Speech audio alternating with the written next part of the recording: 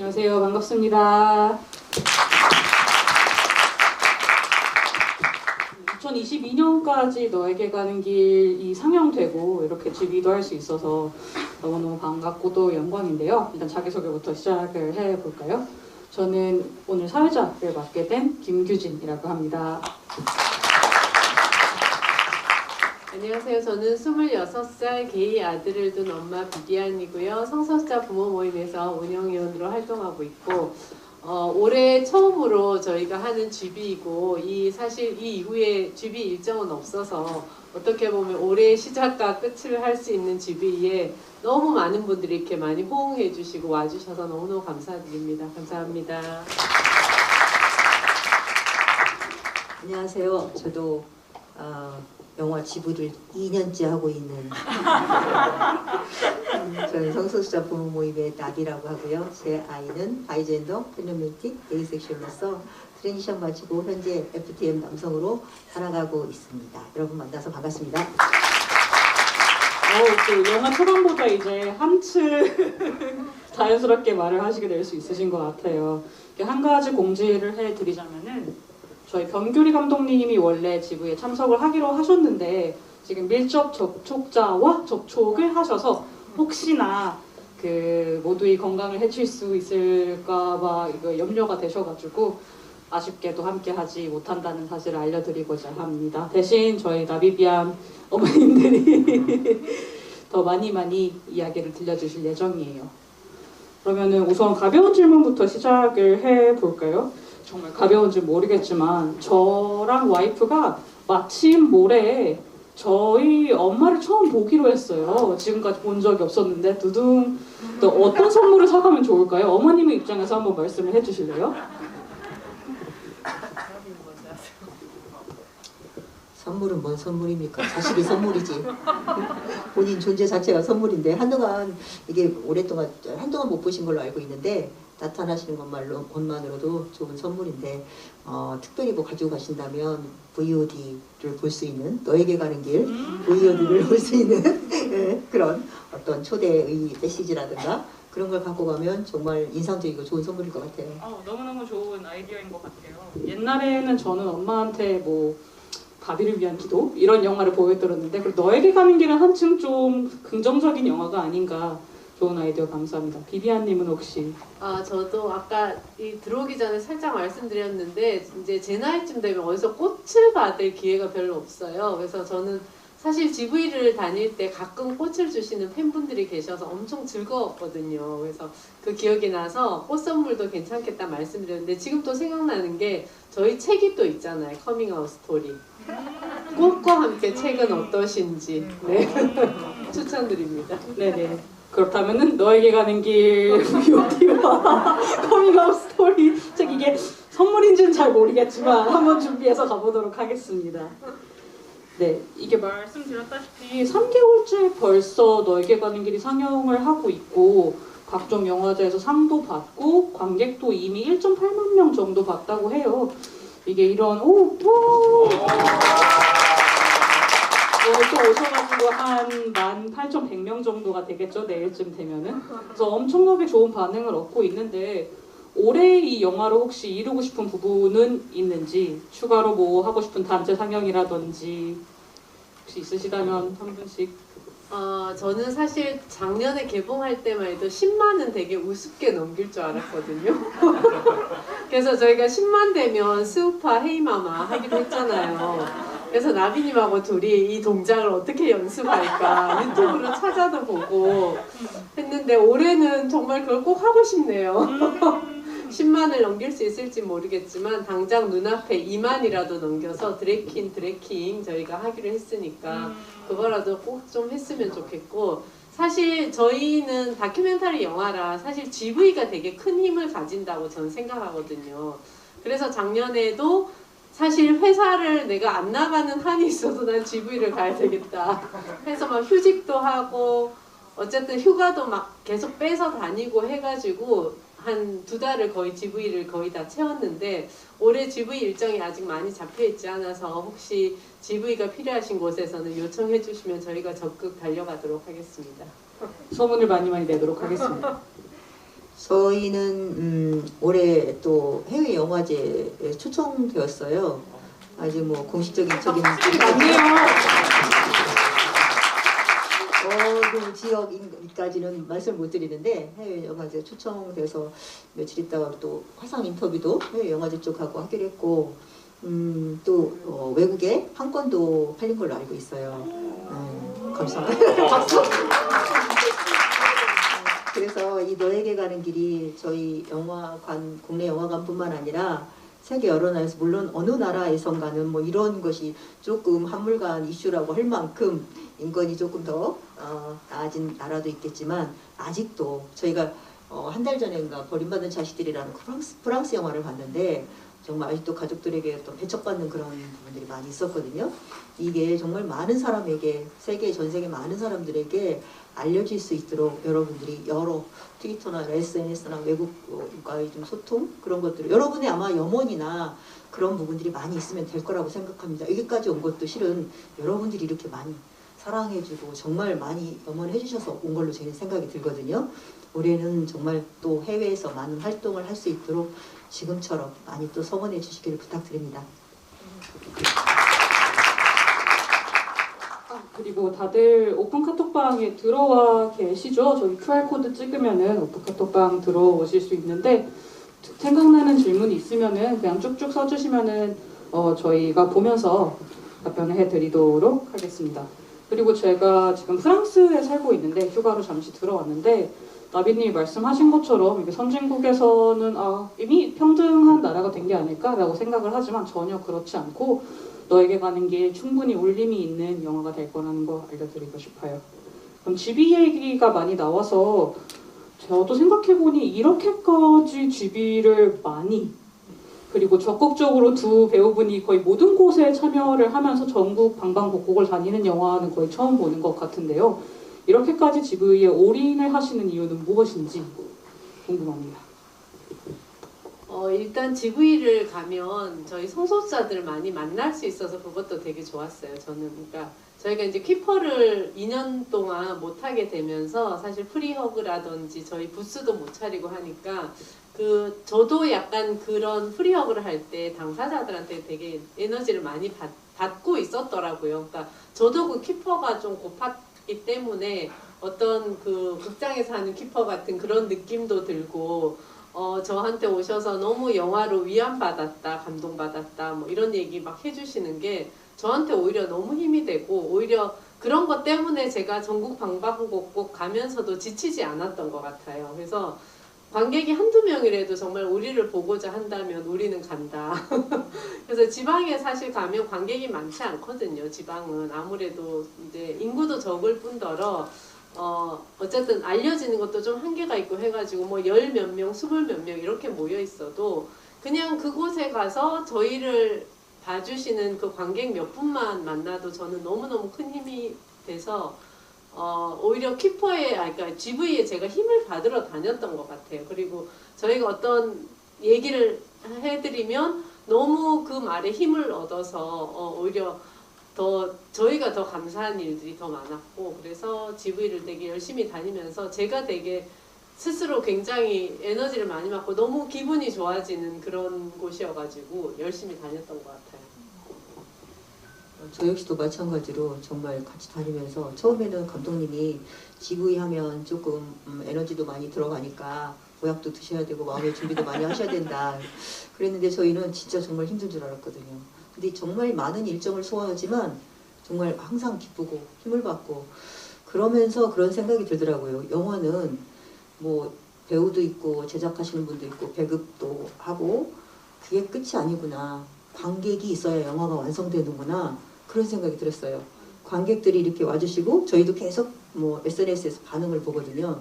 그 반응들을 보면서 관객들이 보는 거 그리고 어떤 피드백 그리고 그것을 다시 되받는 이 모든 과정이 영화구나. 정말 영화가 인생을 바꾼다고 그러는데 영화 한 편이 인생을 바꾸는 게 아니라 그걸 보는 처음 만들고 보고 어떤 피드백들이 나오고 그런 보이지 않는 기류들이 다 인생을 바꿀 수 있구나 그런 생각이 들어요. 그래서 개인적으로 이 DV를 하면서 저희 단순히 뭐 지치고 힘들고 혹은 힘을 받고 이상의 것들이 저희는 정말 GV가 그 나머지를 다 완성한다고 생각을 합니다. 개인적으로 정말 각별한 경험입니다. 정말 그런 것 같아요. 다들 와주셔서 너무 감사합니다.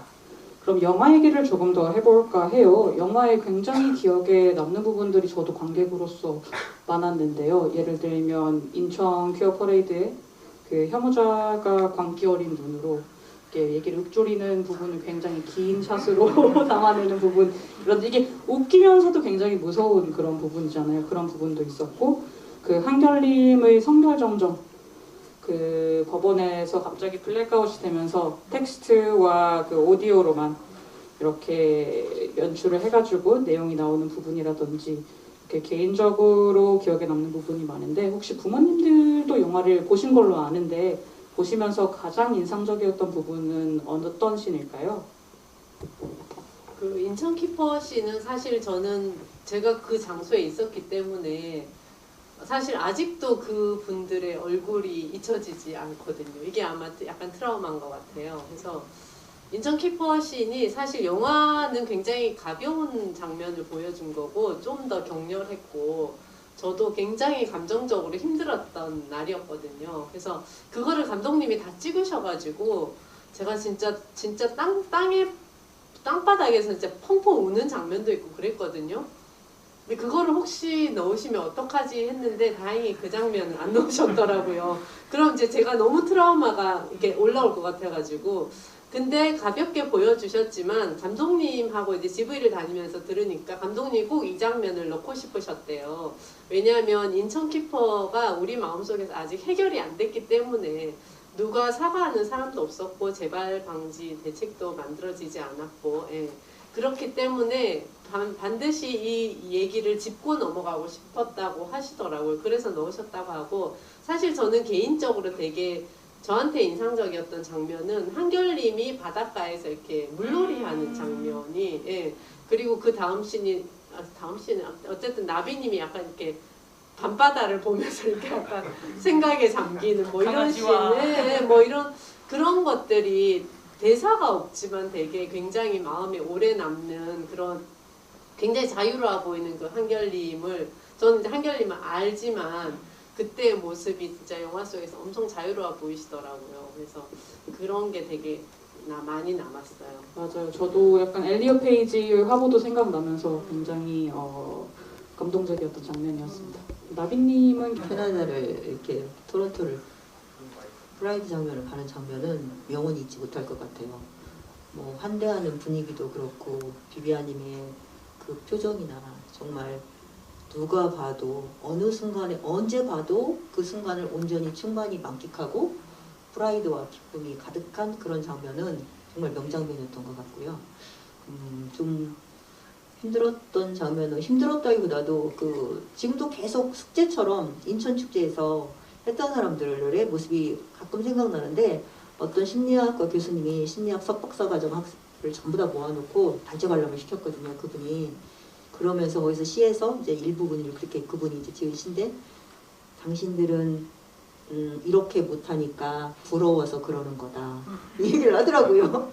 생각해보니까 그럴 수 있을 것 같아요. 그분들은 평생 본인들의 종교든 갖고 있던 뭐 그 어떤 고루한 도덕관념이든 그 안에서 또 정말 짜여진 틀 안에서 아주 좁게 살다가 생각지 못했던 어떤 성소수자나 뭐 그 어떤 기쁨을 만끽한다거나 본인들이 별로 생각하지 못했던 사람들이 그런 자긍심을 느끼는 그런 축제에서 굉장히 이해도 못하고 화가 나고, 그 내면에는 본인들은 평생 그렇게 살아보지 못했기 때문에 부러워서 이해를 못하고 그러는 것 같아요.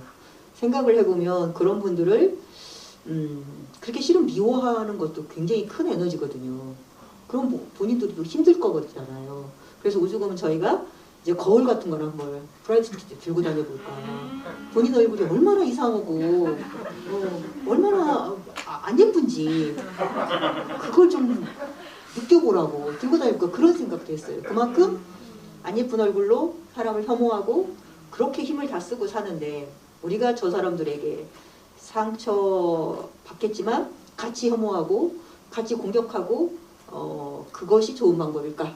아니면 저 사람들의 어떤 부분이 저렇게 부러워서든 어디를 무지해서든 저런 걸까 싶어서 그런 생각을 좀 많이 했고, 그 이후에 저는 저 사람들이 저러는 건 저 사람들을 바꾸기보다 저 사람들도 어느 땐가 좀 바꿀 기회가 있겠지만 실은 뭐 미국 NPR이라는 공영 라디오 방송에서 조사한 자료에 의하면 악플을 다는 사람은 1%가 안 된대요. 0.06%가 악플을 다는데 그 사람들의 목소리가 마치 여론인 것처럼 들리는 이유는 99%의 사람들이 침묵하고 있기 때문에 그렇다고 그러거든요.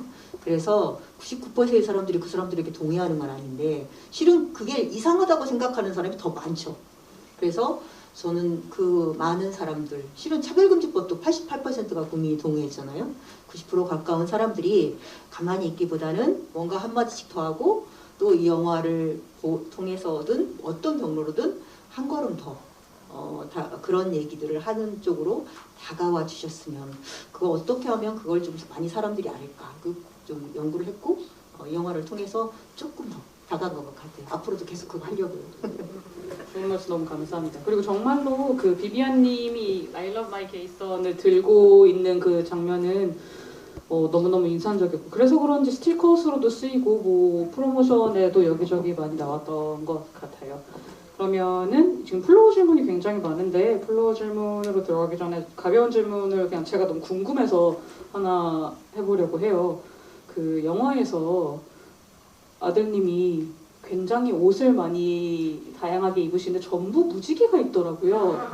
여기 조그마한 플래그가 있다든지 그 커플티도 무지개로 돼 있고, 그리고 반대로 한결님 같은 경우에 머리 스타일이 굉장히 다양하게 바뀌는데 두 분은 다 아들이 머리 스타일 그리고 패션에 대해서 어떻게 생각을 하시는지. 그 플래그 있는 셔츠는 제가 사다 준 겁니다. 미국에서. 어디서 파나요 그런 거? 그게 월마트 이런 데 가면 미국은 6월이 프라이드 먼스라고 해가지고 큰 마트에 가면 섹션이 아예 프라이드 섹션이 따로 있거든요. 그래서 거기 옷, 뭐 장신구, 모자 뭐 온갖 게 다 팔아요. 프라이드한 아이템, 그러니까 그 주간을 즐길 수 있게. 근데 거기서 제가 쇼핑하다가 사다 준 건데 너무 좋아하면서 잘 입고 다니더라고요. 그래서 영화에도 나왔고, 그리고 그런 커플티 이런 거는 저희 집에 여러 개 있습니다. 성준 씨랑 엄청 커플티를 좋아하더라고요. 그 뭐 핑크색 이거는, 그러니까 저희 아이가 또 그림 그리잖아요. 그래서 캐릭터도 자기들이 디자인해가지고 정말요? 그 다 디자인해가지고 그렇게 커플티를 아주 즐겨 입으시더라고요. 저는 부럽습니다. 아 정말요? 저는 원래 커플티 이런 거 되게 하고 싶은데 지민님 아마 지민님이 계실 텐데. 지민님 저 계세요. 지민님 네. 지민님은 별로 안 좋아하실 것 같아가지고 제가 시도를 못 해봤네요. 근데 예준이는 그런 걸 되게 잘하고 둘이 또 그런 게 잘 맞아가지고 입고 다니는데 저는 사실 부럽죠. 근데 조금 약간 한국 사회에서 저렇게 온전히 드러내고 다녀도 되나 하는 약간 두려움도 있지만 우리 예준이의 말을 빌리자면 가시화 활동이라고 사람들에게 알려야 한다. 여기 성소자가 있다. 그런 활동에 가시화가 아니라 눈에 가시화.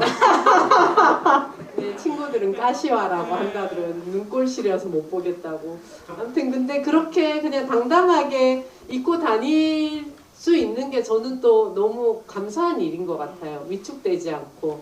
어떻게 보면 조금 두렵기도 할 텐데, 그래서 저는 한 번도 그런 걱정의 말은 내뱉은 적 없고 속으로는 좀 걱정이 되지만 이렇게 당당하니까 되게 보기 좋다, 부럽다, 예쁘다 이런 얘기 많이 해주죠.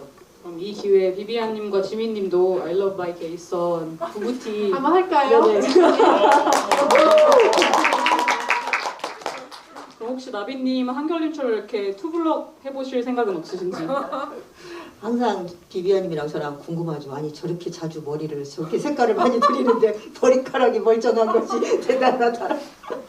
어느 날은 핑크 머리를 하고 어느 날은 청해성 머리를 하고, 처음에는 저도 이제 보수적으로 이렇게 어떤 살던 사람이라 정말 막 무신한다거나 이런 것들이 낯설었어요.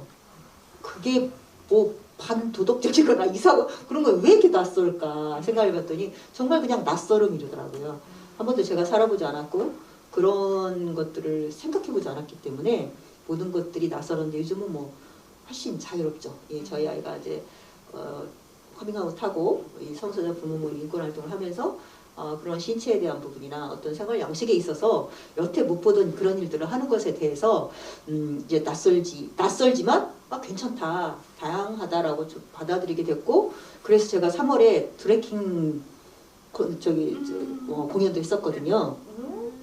드래킹 남장 신사라고 네, 그런 것을 3월에 보면 이게 세종문화회관에서 뭐 시어터홀에서 해가지고 한 1분 30초 만에 매진이 되고, 또 개인적으로 그거 하신 감독님이 되게 유명하신 감독님이신데 그 다른 무엇보다도 그걸 꼭 재공연을 하고 싶다 생각을 하실 만큼 그거 하셨는데, 정말 되게 제가 그런 걸 알기 전에는 기괴한 분장이었었거든요. 이걸 꼭 내가 해야 되나. 근데 이제 한결이가 꼭 한번 해봤으면 좋겠다 해서 했는데, 하고 나니까 하기 전까지는 굉장히 걱정스러웠고, 근데 하고 나니까 어떤 느낌이 드냐면 자유롭구나. 어떻게 보면 뭐 전복, 교란 이걸 왜 하는지, 이런 퍼포먼스를 해서 정말 그걸 내서 어떤 해방감이나 자유로움을 느꼈어요. 이런 걸 안 해봤다면 정말 몰랐을 일이죠. 아유, 저희 가벼운 질문에 찰떡 같은 답변들 너무 감사합니다. 그럼 이제 플로우 질문으로 조금 넘어가 볼게요. 따비님이나 비비 프리허그 요청하면 해주시나요? 해주시나요? 당연히 100번도 해드립니다. 나비님도 해주시나요? 저는 공무원이라 이것부터 생각해요. 방역상 문제가 없으니까. 그거 아니라 마음으로는 저도 100번도 해드립니다. 네네. 안 되면 뭐 팔꿈치 터치라도 해보는 걸로 하겠습니다. 네. 예준이에게 듣기로 집에서 아카데미 영화제 윤여정 수상 장면을 TV로 보시며 여배우로서 내가 저 마음을 이해하지 라고 하신다는 이야기가 있던데 수상 소감을 미리 준비한 게 있으실지. 감사합니다. 꽃도 받으셨네요. 저 못 받았어요. 아니 그건 이제 웃자고 한 거죠. 제가 가족들 즐겁게 해주려고 웃자고 한 거를 또 그렇게 덥석 받으셨네. 그래서 없으신 진심은 네. 알겠습니다. 약간 의심되지만 아니 근데 저희가 2달 동안 나비님하고 GV를 막 다니고 이렇게 하면서 너무 즐거운 게 이게 약간 배우 놀이 같은 거예요. 우리는 배우 놀이를 하고 있어. 약간 이러면서 되게 재밌게 잘 다녔거든요. 그래서 그냥 배우 놀이에 충실하고 있을 뿐입니다. 네네. 그래도 이렇게 꽃도 받으시고 이 정도면은 이제 해외 진출도 하시고 해외 진출하게 되면은 그러면은 비비안 이러고 나가는 건가요? 여기 또 너무 멋있네요. 다음 질문을 좀 보도록 하겠습니다. 성소수자 부모 모임에서 많은 격려와 연대의 힘을 느낄 수 있었다고 말씀하신 게 기억이 나요. 저 또한 학교 내 성소수자 동아리를 만들기 위해 계획 중인데 이러한 모임을 계획 중인 이들에게 해주고 싶은 조언이 있으실까요? 또 마침 나비님은 소방공무원 내에서도 노조를 만드셨고 하니까 잘 아실 것 같은데 혹시 조언이 있으실까요? 어떤 거요? 성소수자 모임을 계획 중인 이들에게 해주고 싶은 조언. 학교에서? 학교에서 지금 동아리를 만드는데 다들 어려운 나름대로 이제 두려운 가운데서 용기를 내고 하시는 걸로 알고 있어요. 어떤 일이든 왕도는 없죠. 그런데 좀 당당하게 하시는 게 사려 있게 하시는 것보다 제 개인적으로 조금 도움이 될 것 같아요. 너무 조심스러우면 설명해야 될 것들이 많은데 그냥 당당하게 다 하겠어. 그러면 상대적으로 설명을 덜 하더라고요. 저 같은 경우에도 이제 수험 공무원이라 좀 제복 공무원들은 또 어떤 사명하고 익숙하니까 좀 보수적인 부분은 있거든요. 그렇지만 제가 이제 프라이드 뱅글이나 이런 목걸이 같은 걸 차고 있을 때 어떤 배지를 했을 때 제가 제복이 하고 있을 때 상사분들이 그게 뭐냐고 물어볼 때 제 아들이 트랜스젠더라 내가 프라이드 기간에 이런 거 하고 다닌다 이렇게 얘기를 하면 어떤 정말 빠운말 하는 상사들도 있어요. 엄마가 맨날 밖으로 돌으니까 그렇게 된 거 아니냐. 안 그래도 못마땅한 제가 이제 뭔가 이렇게 발언을 하고 평소에 못마땅한 분이 옳다고 나오고 비밀을 삼아서 공격을 하기도 하는데 그럴 때 제가 외국에서 선진국에서 그런 얘기하면 경찰이 와서 잡아간다 이렇게 얘기를 하면 깜짝 놀라죠. 실은 경찰이 잡아가진 않잖아요. 외국도 그런 얘기 한다고. 하지만 이제 생각했던 것과 다른 반응이 나오니까 이제 그렇게 얘기를 하고 한마디만 더 하면 정말 입을 찢을 테 하는 표정을 쳐다보니까 더 말을 못 하더라고요. 홍군형을 내야지. 그러니까 그렇게 사람이 당당하게 나가면 상대적 말 못하고 물론 그 상황은 그렇게 넘어가지만 다른 것도 어떤 일이든 세상에 답이 없는 문제는 없다고 해요. 그런데 답을 이제 어려운 문제는 또 어려운 답이 있으니까 하나하나 차근차근 풀어나가는데 어려운 답을 쉽게 해결하려고 하니까 좀 어려움이 있겠죠.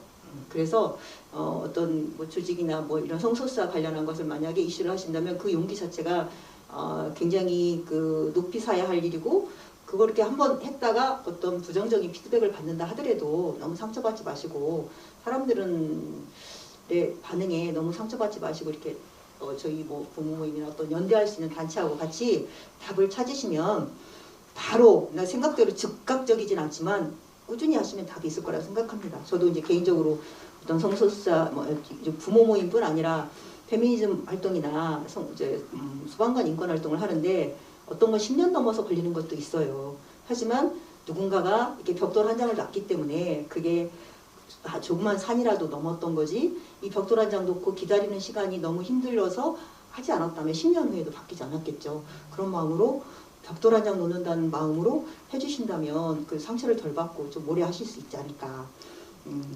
해내는 게 중요한 게 아니라 살아남는 자가 이기는 겁니다. 질기게 가늘게 살아남기 바랍니다. 되게 의미 있는 말이었어요. 그리고 혹시 그 학교 내 모임 만드신 다음에 뭐 저나 비비안님이나 나비님 트위터에서 멘션해 주시면 저희가 열심히 리트윗으로 홍보를 해드리도록 하겠습니다. 네, 마침 또 그 직업인으로서 직장의 일과 그리고 활동을 병행하는 것에 대해서 나비님이 말씀을 해주셨는데 또 관련된 질문이 있어요. 그러면 혹시 비비안님은 직업인으로서 활동이나 영화를 하면서 직장과 소통하는 과정에서 어려움이 있으셨는지 이걸 어떻게 해결해 나갔는지.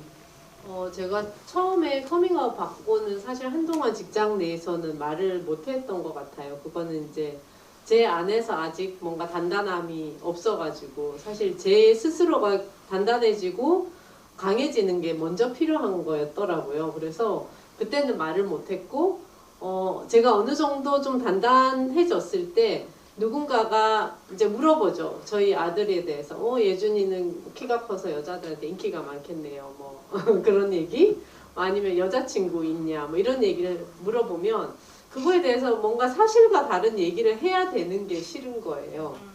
네, 그 상황들이 그렇다고 네, 그래서 그냥 아니 우리 아들은 게이야 뭐 이렇게 이제 시작을 하게 된 거죠. 그러면서 제가 처음에 사실 부모 모임 가서 게이라는 말을 못 해가지고 1년을 진짜 울었거든요. 나오잖아요. 네, 나오잖아요. 예준님이 막 게이 근데 그게 정말 생각만큼 쉽지가 않더라고요. 저는 진짜 부모 모임 갈 때 난 이제 괜찮아. 왜냐면 이성적으로 괜찮았거든요. 저는 사실 알고 있었어요. 이거를 동성애나 뭐 트랜스젠더나 이거는 본인이 결정하는 거지 이거를 누가 바꾼다든지 뭔가 할 수 있는 일이 아니라는 걸 알고 있었기 때문에 아주 논리적으로는 다 이해를 했죠. 이성적으로. 그럼 이거는 선택의 문제가 아니고 우리 아들이 그렇다는데 내가 존중해야지. 이런 마음으로 다 괜찮았는데 게이가 안 나오더라고요. 그 말은 제 안에 게이라는 말에 대한 편견이 엄청 있었던 상태인 거죠. 그러니까 내가 이 말을 내뱉음으로써 뭔가 굉장히 우리 아들이 잘못될 것 같고 막 불행해질 것 같고 막 그런 느낌이 있거든요. 아무튼 그래서 한 1년을 울면서 개개개 하다 이제 결국은 나중에 되게 나오잖아요. 자랑스럽게 게이예요 이렇게 얘기하잖아요. 근데 시간이 오래 걸렸어요. 근데 어쨌든 그 한 1년쯤 지난 시점부터 괜찮아져서 이제 회사에도 이렇게 자꾸 얘기를 하고 또 제가 인터뷰 같은 데도 자꾸 많이 나가게 되고 하니까 이제 공개적으로 커밍아웃이 다 됐고 저는 되게 많은 사람들하고 함께 일을 하고 저희는 늘 어디를 갈 때 멤버가 바뀌어요. 새로운 사람들이 계속 나타나기 때문에 사실 제가 공개적인 커밍아웃을 하기에는 굉장히 최적의 직장이에요. 늘 새로운 사람을 만나니까 우리 아들은 게이야.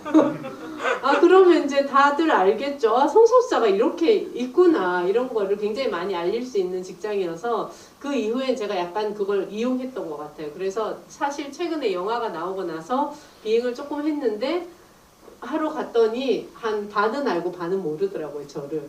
그래서 저 모르시냐고. 제가 영화에 나왔다고. 제가 다큐멘터리 영화를 찍었는데 그래요? 그리고요 제목은 너에게 가는 길이라고 꼭 검색해 보시고 많이 봐달라고. 그러니까 홍보도 하면서 커밍아웃도 하면서 이제 이렇게 된 거죠. 근데 제가 이게 지금 한 5년이 됐잖아요. 5년이 되니까 이제 이렇게 된 것 같고, 어떻게 보면 가만히 있어서 된 건 아닌 것 같아요. 저 나름 되게 노력했고 공부했고 아까 나비님이 말한 그 낯설음에 대해서 되게 극복하려고 노력 많이 했어요. 저도 처음에 사실 낯설어요. 성서사를 본 적이 없기 때문에 너무 낯설고 내 입으로 게이라는 말도 못하던 사람이었는데, 그거를 계속 성서사 관련한 책도 많이 보고 영화도 많이 봤고 영상들도 찾아보고 하면서 아 이거는 잘못된 것도 아니고 이거는 내가 단지 몰라서 무지해서 좀 두려움을 갖고 있었던 분야일 뿐이야. 거기까지 생각이 미쳐서 그걸 알게 되니까 진짜 두려움이 없어지고 정말 괜찮아졌어요. 거짓말처럼. 그래서 진짜 주위에 많이 알릴 수 있었던 거고, 사실 제가 주변에 직장인 커밍아웃을 많이 했지만 연을 끊었다든지 저한테 뭔가 전환 치료에 대해서 얘기를 한 사람은 정말 딱 한 서너 명밖에 없어요. 그래서 사실 대부분은 다 지지해주고 응원해주고 힘내시라, 본인들도 연대하겠다, 응원하겠다, 뭐 이런 얘기 많이 해줘서 저는 커밍아웃을 하면서 사실 직장 내에서 더 많은 도움을 받고 좋은 에너지를 받았던 것 같아요. 안 그래도 그 나비님이 그러셨다면서요. 아, 이 선효명에 대해서 비비안님이 얘기를 하니까 이 기회에 인간관계 정리해라고 하셨다고. 역시 멋지신 것 같아요. 저 역시 직장에서 오픈리 레즈비언으로 살고 있는데 이게 안전하다는 어느 정도의 장치만 있으면 비비안님이 말씀하신 것처럼 좀 즐거워지는 것 같아요. 약간 깜짝 놀래키는 재미가 있달까? 저도 약간 신입 사원이 올 때마다 뭐 경력직이든 신입이든 항상 이렇게 결혼식 뭐 얼마 전에 했어요. 그래서 아 그럼 사진 보여주세요. 짜잔 하고 보여주는 재미가 조금 있어서 너무너무 재밌었죠. 뭔지 알 것 같습니다. 저는 다른 의미에서 커밍아웃을 좀 많이 하고 하다 보니까 제가 지금 노조 활동을 하고 있는데 노조 안에서도 이 부분들을 꺼리는 분들이 있어요. 직장 안에서 물론 얘기했을 때는 대놓고 뭐야 이렇게 그렇지만 그런 얘기를 대놓고는 안 하고, 또 살면서 여러분 뭐 나이가 젊든 많든 인간관계 정리할 때가 한 번씩 필요합니다. 스스로 정리해야 되잖아요. 그럴 때 이제 이런 부분에 인간관계 정리하면 되는데, 이 노조 안에서도 이 부분에 대해서 부정적으로 얘기하고 그걸 공격의 빌미로 삼는 분들이 있더라고요. 그래서 저는 이걸 차라리 어떤 도발적인 논쟁의 주제로 띄워볼까 이렇게 생각을 하고 있어요. 예, 그것을 뭐 공격한다고 해서 제가 뒤로 멈칫거리거나 이걸 뭐 위축되거나 하기보다는 정말 기회다. 이 기회는 위험한 기회의 주말. 그래서 하이 리스크 하이 리턴. 이런 도발적인 논쟁의 주제가 드러나야 결국은 어떤 식으로든 이슈화가 되고 문제의 당장은 해결이 될지 안 될지 모르겠지만 문제가 해결되는 시점이라고 생각을 하기 때문에 이런 부분들이 오히려 이렇게 논쟁적으로 나오는 데 대해서 반갑게 생각하고 잘 싸워보려고요. 아이고, 저라면은 그 나비님과 싸우고 싶지 않을 것 같은데 아주 용감한 분들인 것 같습니다. 커밍아웃에 대한 걱정이 너무 큽니다. 상상도 못 하셨을 텐데 부모님 입장에서 천천히 티를 내며 커밍아웃하는 게 나을까요? 아니면 한 방에 끝내는 게 맞는 걸까요? 부모님들이 답변하기 전에 저와 저희 와이프의 케이스를 말씀을 드리자면은 저는 조금 천천히 진행을 했는데 와이프는 저랑 저한테 프로포즈를 받고 결혼하기로 하는 순간까지도 부모님은 전혀 눈치도 못 채셨어요. 그래서 커밍아웃을 어떻게 했냐면 지방에 사는 부모님한테 이렇게 섹스 타고 가가지고 안녕 엄마? 난 사실 레즈비언이야. 여자친구가 있어. 결혼해. 다음 달에. 이런 식으로 얘기해서 너무너무 큰 충격이었지만 오히려 짜잘짜잘 실망시키는 것보단 한 번에 실망시키는 게 낫지 않나 라는 또 의견도 있었습니다. 혹시 그럼 비비안님과 나비님은 어떠신지? 저는 되게 멋있는 커밍아웃이라고 생각해요. 저는 짜잘짜잘한 거 말고 한 방이 낫다고 생각하고 기본적으로. 왜냐하면 짜잘짜잘하게, 그러니까 한 방에 사실 크게 해도 부모님들이 약간 회피를 해요. 그러니까 나 성소수자는 레즈비언이야, 나 게이야, 뭐 이렇게 했는데 이제 사실 트랜스젠더는 뭐 의학적으로 수술도 해야 되고 하는 그 이후의 문제를 함께 해나가야 되지만, 게이나 레즈비언들 같은 경우에는 사실 그래 이러고 그냥 부모님은 가만 있는 거잖아요. 그럼 거기서 머무르거든요. 그래서 사실 이 결혼과 동시에 이 커밍아웃 하는 것도 괜찮고, 만약에 내가 세게 커밍아웃을 막 했는데도 부모님이 그 다음에 뭐 이렇게 모른 척 한다. 그래서 고민이신 분들이 저희 모임에 또 많이 오세요. 뭐 2, 3년이 지났는데 전혀 그런 얘기는 아예 꺼내지도 못하게 하고, 그러니까 본인들이 너무 깝깝한 거죠. 나는 커밍아웃을 분명히 했는데 왜 부모님과 이런 대화가 안 될까? 나는 나를 좀 알리고 싶어서 했는데, 근데 사실 그 당사자들이 커밍아웃을 준비할 때 저는 좀 죄책감으로 출발 안 했으면 좋겠어요. 죄책감 말고 그냥 나에 대해서 좀, 내가 부모님을 이만큼 믿고 신뢰하니까 나에 대해서 좀 더 알려줄게. 뭐 이런 가벼운 마음.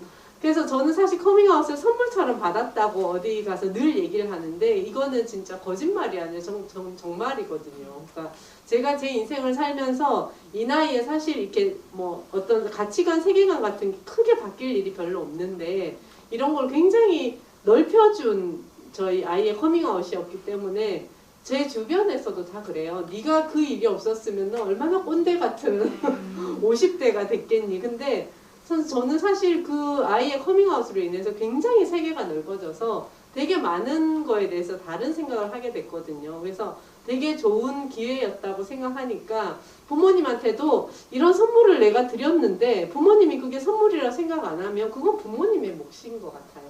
그냥 부모님이 그냥 뭐 안 좋은 부모님도 많고 힘들게 뭐 본인이 어쨌든 어떤 세계에서 살아오셨는지 모르지만 자식들이 그것까지 책임져 줄 필요는 없는 것 같고, 내가 그냥 부모님한테 알려주고 싶어서 알려줬는데 부모님 못 받아들이면 그냥 사실은 그건 부모님이 해결해야 될 문제이고, 내가 뭐 평화를 깬다든지 부모님의 마음을 힘들게 한다든지 이런 거에 대한 죄책감은 안 가지셨으면 좋겠어요. 그리고 예전에 저희 부모 모임에 어떤 분이 오셔가지고 뭐 몇 년 동안 부모님이 회피한다 이런 얘기를 하시면서 고민이라고 했더니 다른 분이 해결책을 제시하는데, 그분은 그랬대요. 매일 아침마다 커밍아웃을 했대요.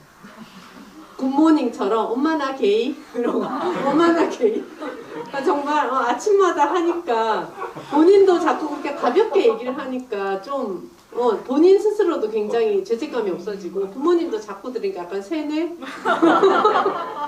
그래서 이제 그 뒤에 관계가 굉장히 괜찮아졌다는 얘기도 하시더라고요. 그래서 그런 걸 조금 팁으로 쓰셔도 좋으실 것 같아요. 부모님께 한꺼번에 터뜨리거나 조금씩 터뜨리면, 한꺼번에 터뜨리면 이러시겠죠. 어떻게 그렇게 나한테 충격을 줄 수 있나. 조금씩 터뜨리면 이러겠죠. 내가 싫은 표를 냈지. 못 들은 척 했지. 근데 기어이 얘기를 해야 되겠니? 라고 얘기를 할 수도 있겠죠. 부모님이 이제 부정적으로 반응을 하시려면, 만약에 정말 친밀하고 자식을 이해하시려는 부모님이면 충격적인 방법으로 얘기를 하든 조금씩 얘기를 하든 아마 본인의 방식대로 이해를 하실 거예요. 그래서 어떤 방법이 더 좋을지는 답은 없는 것 같아요. 다만 어떻게 얘기하든 본인이 안전할 때, 본인이 얘기해서 부모님이 어떤 충격적인 발언을 하신다 하더라도 내가 좀 상처를 덜 받을 수 있을 만큼 내 멘탈이 괜찮을 때 말씀하셨으면 좋겠고, 혹시라도 어떤 공간이 분리되거나 경제적, 정서적으로 독립했을 수 있을 때, 내가 다치지 않을 수 있을 때, 내가 나 스스로를 해치지 않을 수 있을 때, 혹은 부모님한테 공격받아도 괜찮을 때 그때 하셨으면 좋겠고, 저희가 이제 자주 하는 말이 있는데, 부모님한테 버림받기 전에 부모님을 먼저 버리시는 것도 괜찮고, 왜냐하면 내 부모가 나쁠 수도 있고 나쁜 사람일 수도 있잖아요. 그걸 너무 이렇게, 아니 세상 모든 사람 중에 좋은 사람도 있고 나쁜 사람도 있는데 내 부모가 좋은 사람이면 좋겠지만 그러지 않을 수도 있는 걸 굉장히 너무 불행하게 생각하지 않으셨으면 좋겠고, 그냥 부모님이 나를 잘 이해 못하는 부모님 같으면 그런 부모님이구나, 그러면 내가 좀 안전 이별을 해야 되겠구나. 그리고 연락을 안 하고 이별을 하면 아쉬운 건 부모님입니다. 자식은 아쉽지 않아요.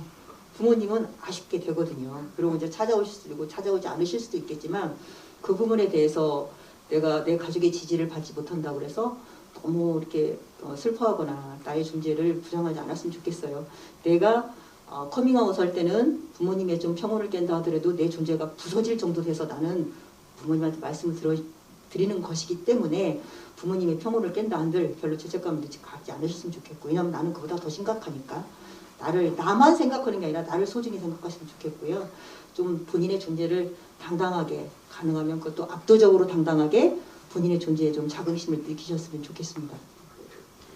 정말 맞는 말인 게 이거 의절 하고 싶어도 의절이 쉽지가 않아요, 여러분. 저는 그 KBS 뉴스에 나간다고 하니까 아빠가 씩씩 그럼 의절해 해서 알았다 했는데 3개월 뒤에 아빠가 술 먹고 막 흑흑 규진아 하고 연락이 오는 거예요. 아, 예, 남친이 있어 본 적이 없는데 전 남친이 이런 걸까? 라는 생각을 당시 했었고, 그리고 약간 부모님을 버려도 된다. 제가 맨날 하는 얘기인데 약간 유교 레즈비언으로서 한 구석에 찝찝함이 있었거든요. 너무 후레자식이 아닐까? 이렇게 어머님들이 그래도 된다라고 말씀을 해주시니까 너무 좋네요. 앞으로 어머님들이 말했어. 부모님을 버려도 된다고 라고 얘기를 하도록 하겠습니다. 나갔을 때만 해도 사실 레즈비언 게이 부모님들이 많으셨거든요. 그리고 제가 막 가서 울고 했던 게 사실 낯선 반응이 아니었고 좀 대부분 그랬어요. 근데 진짜 많이 바뀌었거든요. 요즘은 일단 게이 레즈비언 부모님들이 많이 안 오세요. 많이 안 오시는 이유는 공부로 다 괜찮아지신 거죠. 저희가 만든 영상도 보시고 워낙 퀴어 관련한 게 많이 나와 있으니까 책 같은 것도 보시고 괜찮아지셨고 혹시 오신다 하더라도 저처럼 울지 않더라고요. 그래서 굉장히 어쨌든 성소수자에 대해서 그래도 많이 사람들이 알아가고 있구나 이런 걸 좀 느꼈고, 저는 사실 제가 성소수자 받은 부모라고 어디 가서 되게 자랑스럽게 얘기하거든요. 커밍아웃을 받은 부모다. 근데 그게 무슨 말이냐면 우리나라에서 부모에게 커밍아웃 하는 성소수자가 20%가 안 된다고 하더라고요. 근데 그 말은 너무 리스크가 큰 거예요. 그러니까 사실 아이들에게 자식에게 부모는 첫사랑 같은 존재라고 하더라고요. 처음 태어나서 내가 너무 사랑한 사람인데 이 사람한테 버림을 받으면 나는 그러니까 뭔가 상처를 받으면 나는 되게 힘들어서 살 수 없을 거야 하는 그 두려움 때문에 사실 부모에게 커밍아웃 하기가 제일 힘들대요. 근데 그 20% 부모 안에 저는 들었잖아요. 그래서 커밍아웃을 받은 부모님이 계신다면 나는 그래도 자식에게 신뢰를 준 부모구나. 우리 부모한테는 얘기를 해도 나를 좀 믿고, 우리 예준이가 편지에서 쓴 말이 그거잖아요. 엄마 아빠는 내가 어떤 모습이어도 나를 변함없이 사랑해 줄 거라 믿기 때문에 난 이 얘기를 하는 거다. 이게 진짜 키포인트인 것 같아요. 그래서 진짜 커밍아웃 받으신 부모님들은 정말 나 자신을 자랑스러워 하셔도 돼요. 한국에서 내가 그래도 이렇게 아이에게 신뢰를 받는 부모이구나. 그래서 어쨌든 그 커밍아웃에 대해서 우리가 예전에는 굉장히 뭔가 커밍아웃 받으면 되게 힘들고 그러니까 사실 저희 영화도 눈물은 많이 나지만 사실 슬프지는 않거든요. 되게 희망적인 영화잖아요. 왜냐하면 커밍아웃이라는 걸 받았지만 저희는 어쨌든 굉장히 희망적인 모습으로 성장해 나가는 걸 보여드리기 때문에 누군가는 이런 부모처럼 우리 엄마 아빠도 이렇게 될 수도 있겠다 하는 어떤 커밍아웃에 대한 되게 밝은 얘기를 전해드리고 있어서 그런 거를 좀 활용하셔서 저희 영화로 커밍아웃을 하시는 분도 많고 하더라고요. 트위터 보니까. 그래서 저는 이런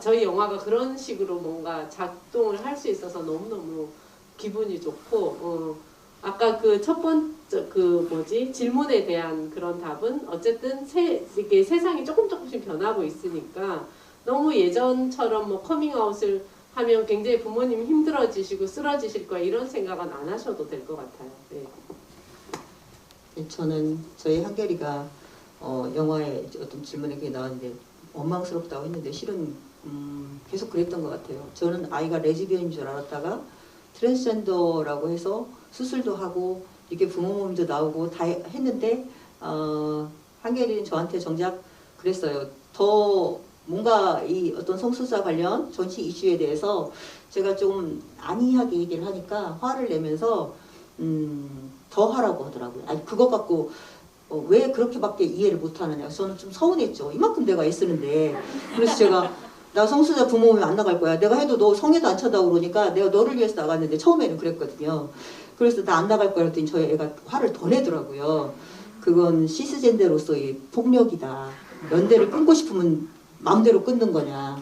그렇게밖에 안 되냐라고 얘기를 해서 도대체 그러면 내가 어쩌라는 거야 라고 생각을 했는데 그 아이의 마음을 들여다보면 엄마는 더 좋은 사람이 될 수 있잖아. 더 좋은 어른이 될 수 있잖아.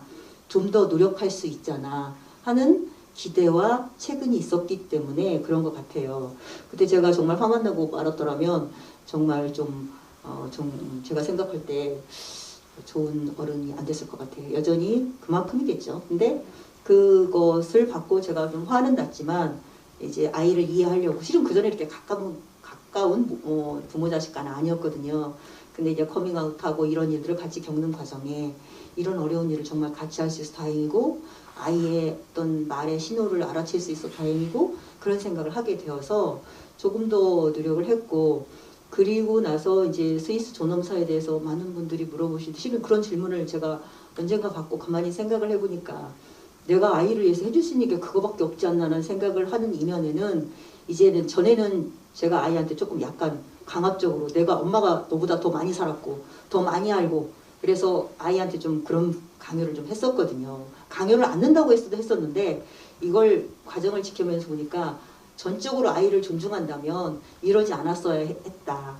아이 때도 아무리 어른이라고 하더라도 아이의 감정을 존중했어야 했다라는 생각이 들었고 그래서 어떤 상황에서라도 물론 성소수자 이슈만이 아니라 사람이 살다가 정말 힘들 수 있잖아요. 그 상황에서 어떻게든 살아야 돼.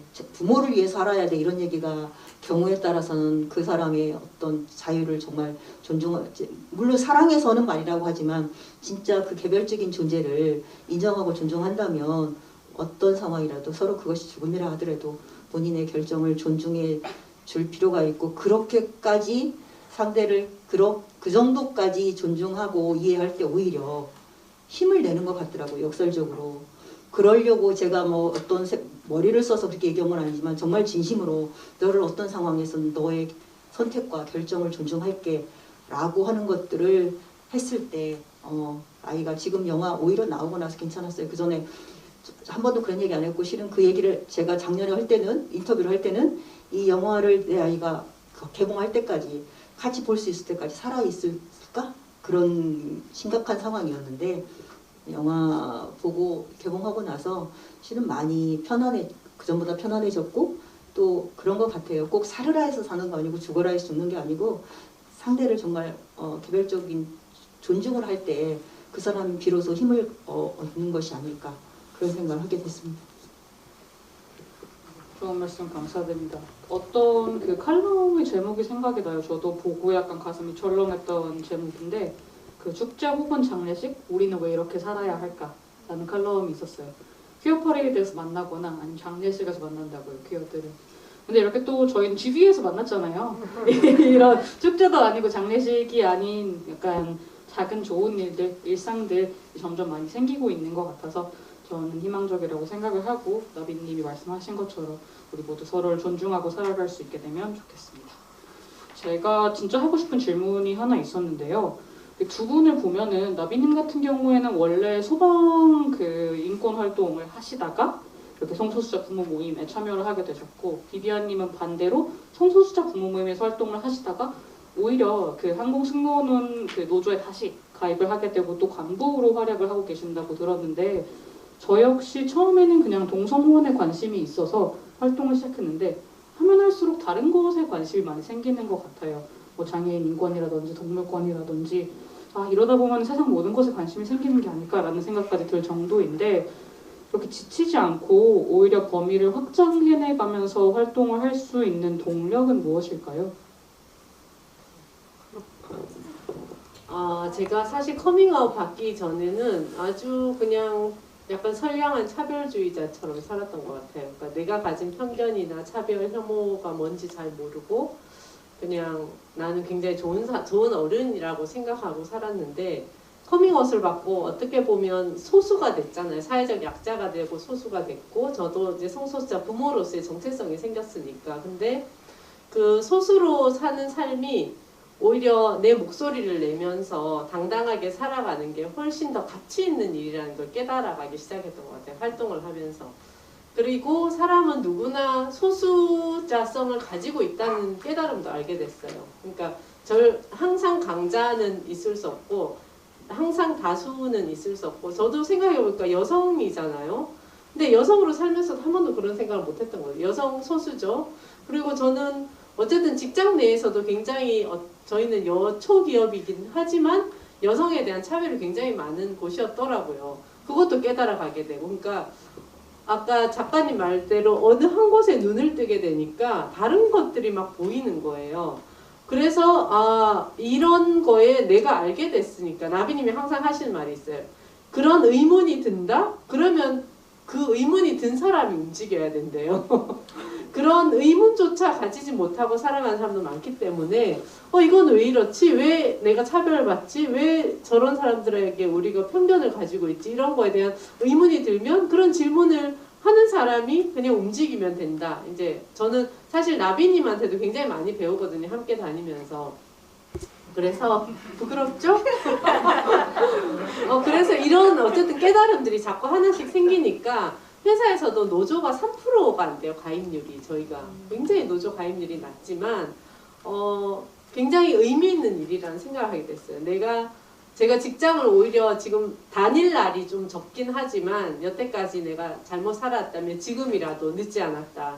노조에 들어가서 내가 앞으로 후배들의 이 노동 조건을 내가 바꾸는데 내 목소리 내고 내 힘 써야 되겠다. 이런 어떤 사명감도 생기고 굉장히 그 일이 가치 있다. 보람된 일이라는 의식도 생기고 그래서 그렇게 활동을 점점 확장하게 된 것 같아요. 근데 원동력이라 하시면 뭘까요? 그러니까 저는 지금 작가님이 하니까 나는 왜 그랬을까 생각해 보니까 제가 나름 약간 추진력이 있는 것 같아요. 생각한 대로 움직이는. 네, 그러니까 내가 이런 생각이 들었으면 사실 생각이 들어도 움직이기 힘드신 분들도 많잖아요. 어떤 그런 성향이 있는 것 같아요. 그래서 내가 이런 깨달음을 얻었으면 그렇게 실천하고 살아야지 하는 그런 것도 있고 어쨌든 활동을 하면서 제가 굉장히 뭔가 성장하고 있다는 그런 느낌도 좋았던 것 같아요. 이렇게 뭔가 몰랐던 거에 자꾸 눈이 뜨여지고 깨달아가면서 내가 이런 거에 목소리를 내고 저런 거에 목소리를 내면서 나 점점 약간 좋은 사람이 되어가고 있고 진짜 성숙한 인간이 되어가고 있다는 그런 느낌들 때문에 계속 더 이렇게 반경을 넓혀갔던 것 같아요. 감독님이 말씀하신 것이 영화를 이렇게 찍을 때 부모라는 존재는 변화할 수 있을까? 그 질문을 좀 하셨다고 하더라고요. 저희도 이렇게 변화할 줄은 몰랐는데 뭔가 자식의 길을 통해서 이 너에게 가는 길이라는 제목이 내 자식에게 가는 길이기도 하지만 자식을 통해서 좋은 어른, 좋은 사람이 되는 나에게로 가는 길이라고 정말 생각을 하거든요. 또 여러분에게 가는 길이기도 하고 그래서 감독님이 그런 의문을 가졌다고 했을 때 그런 질문을 하셨어서 이런 영화에 대한 관심을 만들려고도 했었고 저희도 이제 트위터를 좀 하니까 트위터에 정말 멋진 말들이 있었어요. 부모를 지레짐작하지 않고 자식의 넓은 세계에 초대하는 게 커밍아웃이래요. 그것이 성소수자 자식이 부모에게 줄 수 있는 큰 선물이라고 그러는데 그래서 저희는 자식의 넓은 세계에 들어왔고 또 트위터 이것도 쓰셨더라고요. 저희 지금 트위터 시간에 많이 보시네요. 거기서 어떤 분이 그 말 쓰셨어요. 사랑이란 뻔하지 않고 늘 새로우며 움직이는 동사. 그렇게 말씀을 하셨는데 정말 뻔하지 않고 늘 새로우며 뭔가 움직이려고 하는 그 힘이 생기는 것 같아요. 그래서 뻔한 것 같지만 사랑을 한다고 할까? 영화를 통해서 인생에 대한 그런 사랑이 생기고 그래서 움직이게 되는 것 같아요. 그래서 실은 뭐 나이를 먹고 점점 체력이 딸리고 뭐 늙어지고 노화하는 건 당연하지만 그 어떤 물리적인 시간과 다르게 생체 시간과 다르게 저희 마음은 비비안인 것처럼 정말 힘을 얻는다고 그러잖아요. 점점 더 목소리도 힘이 생기고 실은 저도 전화로 업무를 많이 보는데 이렇게 깜짝깜짝 사람들이 놀라요. 저를 모르고 전화로만 통화를 하시면. 그건 제가 아마 굉장히 에너지가 올라와 있고 또 그만큼 젊게 살고 이 과정을 통해서 그래서 전보다 훨씬 그런 것 같아요. 영화를 개봉하고 관객과의 대화를 하면서 사랑하기 때문에 이렇게 할 수 있는 것 같습니다. 맞습니다. 말씀 감사합니다. 그러면은 시간이 좀 많이 남지 않아가지고 마지막 한마디 하기 전에 개인적으로 궁금한 거 성소수자 부모 모임이잖아요. 성소수자의 부모 모임. 저는 한 2년 뒤에 출산을 할까 고민을 하고 있는데 저희가 안 그래도 지금 성소수자 부모 모임이 서울에서만 되고 있어갖고 지방으로 이제 확장을 하려고 굉장히 고민 중인데 이런 모임이 있으면 너무 좋죠. 그리고 실제로 외국에는 이 모임이 있대요. 성소수자인 부모 모임. 그래서 외국에 살다 오신 분이 저희 모임을 검색하면서 도대체 이 모임은 이 모임일까 이 모임일까 내가 고민했다고 하더라고요. 왜냐 외국에 두 개가 같이 있다, 그러니까 네, 따로 있다고 하던가 아무튼 그래서 저희는 2년 후에 저희가 꼭 이 확장이 좀 돼가지고 저희 조직이 좀 커지고 그래서 꼭 여기까지 다 확장을 해가지고 잘 함께 활동을 해봐요. 제가 운영위원 해보도록 하겠습니다. 네네네 좋습니다. 그러면은 다 이제 마지막일 수도 있다고 하셨는데 GV가 아니었으면 좋겠지만 혹시 마지막으로 하시고 싶은 한마디씩 부탁드릴게요. 저는 제 아이의 이제 성 정체성을 물론 처음엔 외워서 했고 지금은 이해를 하지만 뭐 LGBTIQ 외에 뭐 외국에서 어느 60까지 거론되는 거 외에 실은 생각을 해보면 사람 인구 수만큼 정체성이 있어도 상관이 없는 일이죠. 굳이 뭐 범주를 나는 건 다른 사람이 이해하기 편하려고 하는 거지 본인의 다양성은 본인이 생각하는 거지 다른 사람의 승인이 필요 없잖아요. 그런 다양성을 존중하는 그런 세상을 조금 만들기 위해서 애를 쓰고 있고 우리 부모님들 중에 한 분이 크리스찬 정말 독실한 신자이신데 우리 성소자 자식은 하나님의 귀한 특별함의 일부다 이렇게 말씀하셨거든요. 그래서 저희는 그 뒤로 성소자 자식은 우리 부모들에게 하나님의 스페셜 에디션이다 이렇게 생각을 하고 있기 때문에 여러분도 항상 그런 마음으로 지내셨으면 좋겠고 저희가 함께 인생을 살아가면서 좀 젊게 사셨으면 좋겠어요. 고맙습니다.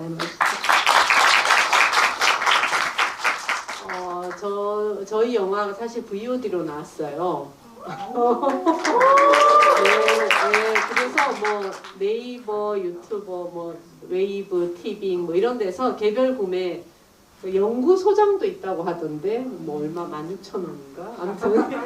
아무튼 들어가 보시면 굉장히 다양하게 구매를 하실 수 있고 저도 구매를 해서 매일매일 뉴스 보듯이 보고 있는데 그래서 여러 번 봐주시면 사실 여러분들이 많이 보시면 또 위안을 또 얻으실 수 있으니까 많이 봐주시고 주변도 홍보 많이 해주시고 저희 영화를 사실 보시면서 제가 어떤 기자님이 쓰신 그 문구가 정말 좋던데 그 혐오는 되게 말 한마디로 쉽게 할 수 있지만 사랑이나 이해, 포용은 굉장히 시간도 많이 걸리고 품도 많이 들지만 그렇게 노력해서 우리가 함께 낸 길로 많은 사람이 행복하고 안전하다면 진짜 가치 있는 일이다. 그래서 오늘 뭐 성소수자 당사자건 엘라이건 연대하러 와주신 분들이건 이런 말들 꼭 가슴에 좀 꼭 새기고 가주셨으면 좋겠고 저희 영화 보시고 되게 따뜻한 마음 안고 올 2022년을 좀 새로 시작하시는 기분 좋은 날이었으면 좋겠습니다. 와주셔서 감사합니다. 그리고 오늘 그 질문해주신 관객분들한테 그 특별한 선물이 준비되어 있다고 하는데요.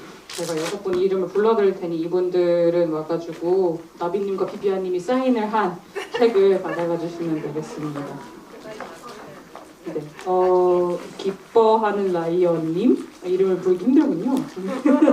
하트뿅뿅 라이언님 그리고 신동훈님 또 엄지척 브로더님 그리고 기뻐하는 라이언이 맞네요. 기뻐하는 라이언님 처음에 허브 물어봐 주신 레이첼님까지 제가 5명을 불렀나요? 6명을 불렀나요? 5명까지인 것 같습니다. 그럼 마지막으로 가람님까지 와가지고 책 받아가 주시면 감사하겠습니다. 감사합니다. 다들 조심히 돌아가세요. 와주셔서 감사합니다. 우리 김규진 작가님께도 박수 한번. 아이고. 저 마지막 한 말 안 했다. 저 잠깐만요. 저희 오늘 대전에서 저보러 와준 조카가 있어가지고 인사 한번 시켜드리고 싶습니다. 그리고 저희 부모님 상근 활동하시는 길버님이 어머님 모시고 오셔가지고 인사를 시켜드리고 싶어서 발송을 했어요. 와주셔서 감사합니다. 인사시킬 분 없나? 지민이? 지민님은 저기 인사하십시오 빨리. 안녕히 들어가세요. 저희 밖에서 사진 찍고 가셔도 됩니다. 질문하신 분들은 이쪽 오시면 책 드리도록 하겠습니다. 저희 가방 좀